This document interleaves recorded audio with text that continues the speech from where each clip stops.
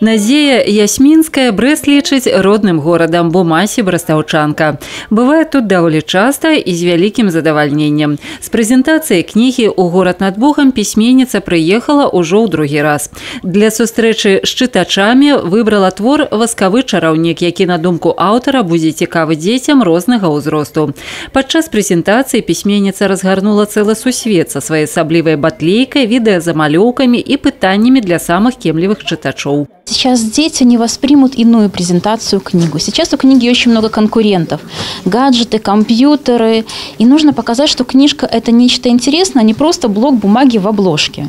Поэтому я стараюсь с помощью различных интерактивных методов, приемов, чтений, игрушек показать, как интересна может быть история, которая таится внутри. Адваротная сувязь з маленькімі чытачамі у Назеі Ясминскай атрымалася. Мне очень понравилась сегодняшняя презентация. Писательница очень милая и очень интересно рассказывает. Я, наверное, возьму эту книжку. Мне эта книжка очень понравилась, и вы тоже можете прочитать ее. На прэзентацыю «Васкавога чараўніка» Ольга Фятковіч прыйшла з двума дачкамі. Маленькая Эмілія з усёй дзіцячай сур'ёзнасцю разглядае яркія карцінкі. А яе маці упэўнена, кніжнае слово для дзіцяці варта адкрываць як мага раней. Как только сфокусировался взгляд. Вообще с самого раннего это тяжело. Сама засыпаешь, по ночам читаем сказки, но это необходимо. Старэйшая ж Эвеліна ўзяла ўдзел у спецыяльным відэапраекце бібліятэкі, прымеркаваным да юбілею Крылова.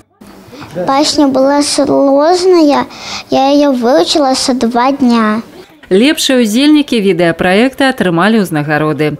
Дарэчы, сам праект сабраў больш за 2 десяткі чытачоў, якія на працягу месяца рассказывали свае любимые басни. Проект вызвал такой резонанс в интернете, что дети уже даже после завершения как такового рамок проведения этого проекта, но дети все шли и буквально целыми классами они приходили и просили, а можно мы еще расскажем? Кніга і найперш дзіцячая кніга – гэта своеасаблівы свет, які мусіць быць даступны кожнаму маленькаму чытачу. У бібліятэцы падрыхтавалі спецыяльную сустрэчу і для дзетак з асаблівасцямі зроку. Для іх прадставяць тактыльныя кнігі. В книге как бы есть 2 пласта. Информационный, когда мы читаем буквы, и иллюстрации, они очень важны, они дополняют книгу. И вот дети, которые плохо видят, они, к сожалению, вот этого пласта лишены.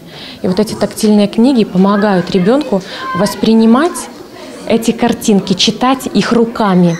Поэтому мы обращаемся ко всем родителям. Если у вас в семье такой особенный ребенок, приходите, пожалуйста, в 2 часа дня, в субботу на наше инклюзивное чтение, будет очень интересно. Вероника Яковец, Юрий Плинда, телерадиокомпания «Брест».